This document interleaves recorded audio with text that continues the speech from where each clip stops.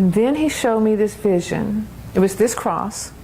And I saw hands carrying this cross, but they're carrying it, dragging it and carrying it. And at first it's okay. But all of a sudden, the hand, and I don't see people, it represents us. It was this cross. So the hands represent us. It didn't have a person's face. And all of a sudden, the hand got a splinter in it. And at first, it was no problem. They're still carrying that cross. But over time, the splinter festered, the hand got sore. And then when he went to carry the cross, the hand couldn't carry it. And you cannot carry that cross with one hand. And then, I don't know if I saw the rest of it or if it was just a knowing. That's what I was saying in the beginning, that sometimes when you get a vision, it's so short, but then there's this knowing that comes with it. I realized that the splinter at first didn't hurt, but soon it became red and swollen. You know how when you get a splinter.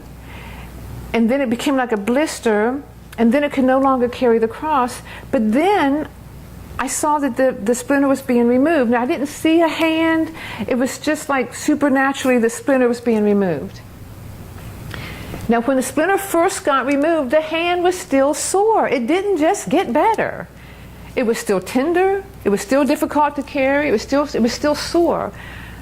But over time, I could tell that the hand where the splinter was eventually healed, and there was no sign of a splinter at all in that hand.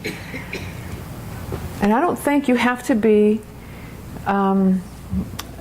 have the gift of dream interpretation to understand what that vision is. The Lord wants to heal us of our splinters.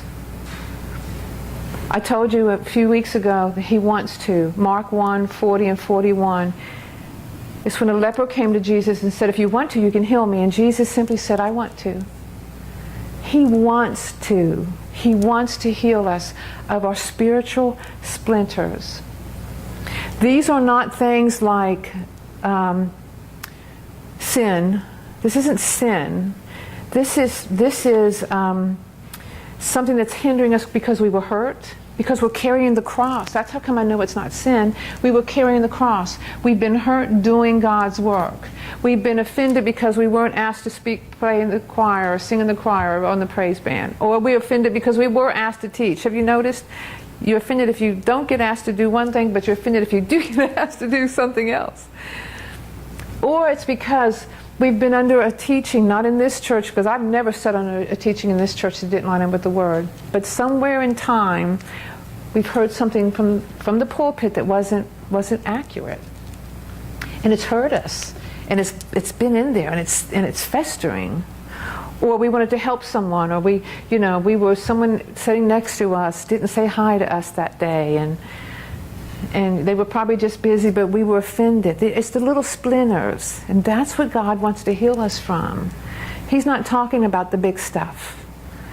It wasn't a broken arm, it was a splinter. And those little splinters are what we have got to identify in our lives. I could tell through this vision that it wasn't saying that our hearts weren't pure or our motives weren't pure. This isn't sin even of thought. These are people like us who want to do God's will, whose hearts are in the right place, but there's something there that's hurting us.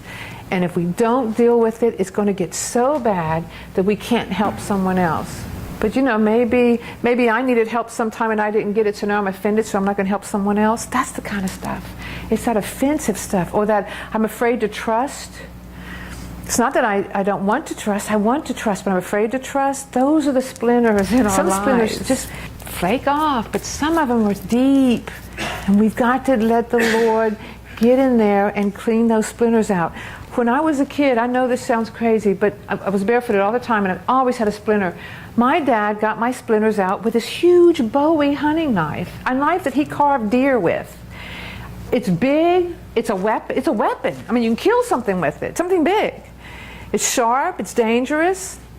But in my daddy's hands, I was safe. I'd put that foot up there, and he'd just get to working on my foot. I had total trust. I knew he wouldn't hurt me. I knew he could. I knew his hand wasn't going to slip. I knew he wasn't going to hurt me. And I knew when that splinter was gone that it wasn't going to immediately feel better. It never immediately felt good. It felt better, but it never immediately just felt well. But over time, it was so much better to have that splinter out. And God wants to do that in our lives tonight. His knife is a two-edged sword. And it doesn't matter what little offense, it doesn't matter what has happened to you. It doesn't matter what has happened to you. This two-edged sword is a weapon. And it's scary and it's dangerous. But in your Father's hands, He can just get that splinter out. And He can just, it's not really always pleasant while it's being done. And it's tender for a while. But once it's done, my dad used to put, I don't know, some of the older folks in here may have heard of Porter Salve. It cured everything in our household. It was Porter Salve. You got an earache, Porter Salve. You broke a leg, Porter Salve. We didn't have insurance. We never went to the doctors. If you weren't bleeding, you didn't even get attention. I mean, you had it, unless something was broken, you put a Band-Aid on it and Porter Salve. Jesus wants to put Porter Salve on our wounds. He wants to put Porter Salve. Let me tell you about Porter Salve. It cools it. That sting of that offense, that little sting, it goes away. And whatever our splinters are, God wants to remove them and give us that Porter Salve. And I kept thinking about that. What's the Porter Salve? Well, in biblical terms, that's the healing balm of Gilead. God wants to give us that healing balm of Gilead. And when I was asking him, how does that fit in with the splinter? That healing balm is going to be what gives us that faith that we can call down signs and wonders.